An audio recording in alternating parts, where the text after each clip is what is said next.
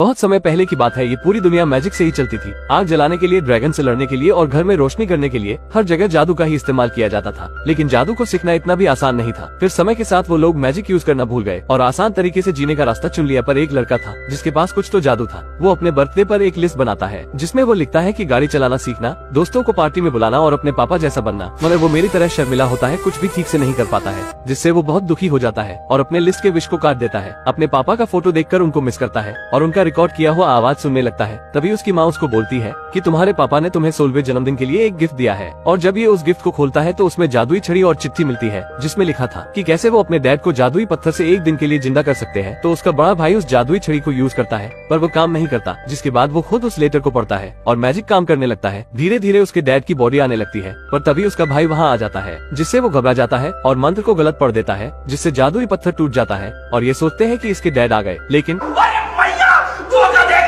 इनके डैड का आधा ही शरीर आ पाता है। तो बार्ली कहता है पैसा बर्बाद।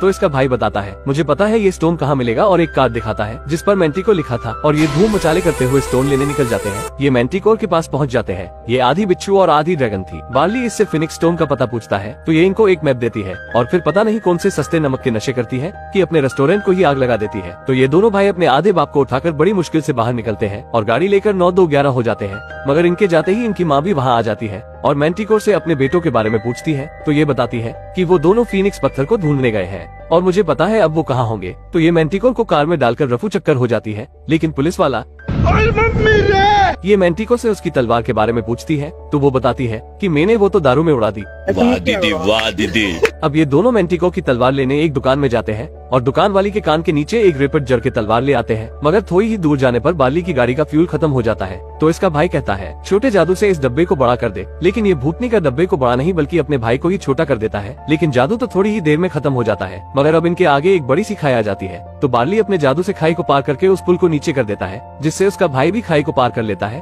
और आगे जाने पर इन्हें एक बड़ा सा कौवे का स्टैचू मिलता है और इसमें से एक पत्थर निकलता है। तो उस पत्थर पर पानी के निशान को देखकर ये भी पानी से होते हुए जाते हैं। मगर आगे इनके पीछे एक बड़ा सा एसिड का क्यूब पड़ जाता है। तो बार्ली जादू से अपने आधे बाप और भाई को बचाकर भागता है। मगर आगे ये एक टैंक में फंस जाते हैं जिसमें पानी भरने लगता है। तो ये गंदी औलाद अपने बाप को पानी में डालकर नीचे के पत्थर पर खड़ा कर देते हैं, जिससे कि ऊपर का ढक्कन हटने लगता है और दोनों बाहर आ जाते हैं और अपने बाप की टांगों को भी खींच लेते हैं। मगर ऊपर आकर देखते हैं कि वो तो अपने ही स्कूल के सामने आ टपके। तो बार्ली कहता है पैसा बर्बाद।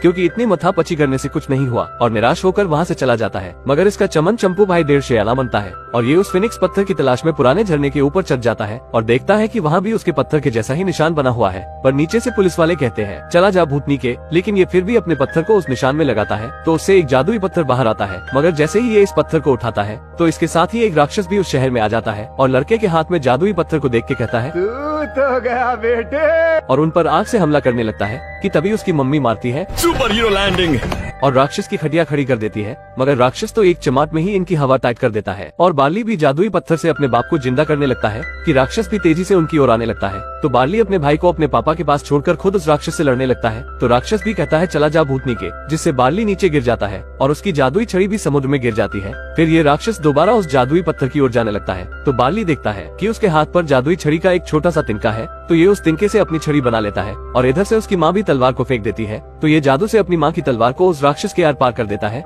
जिससे राक्षस खलास हो जाता है और बार्ली उसके मलबे में फंस जाता है। तो ये पत्थरों के बीच से अपने पापा और भाई को देखता है कि तभी सूरज डूबने के साथ ही इसके पापा भी गायब हो जाते हैं। फिर बार्ली को उसका भाई मलबे से बाहर निकालता है और अपने गले से लगाता है। अब उसके शहर में जादू का दोबारा से इस्तेमाल होने लगा है और अपना बार्ली भी अब स्कूल में बच्चों को जादू सिखाता है। अगर आपको वीडियो अच्छी लगी हो तो लाइक जरूर करें। ये आपके लिए तो फ्री है पर इससे हमारी बहुत मदद होती है।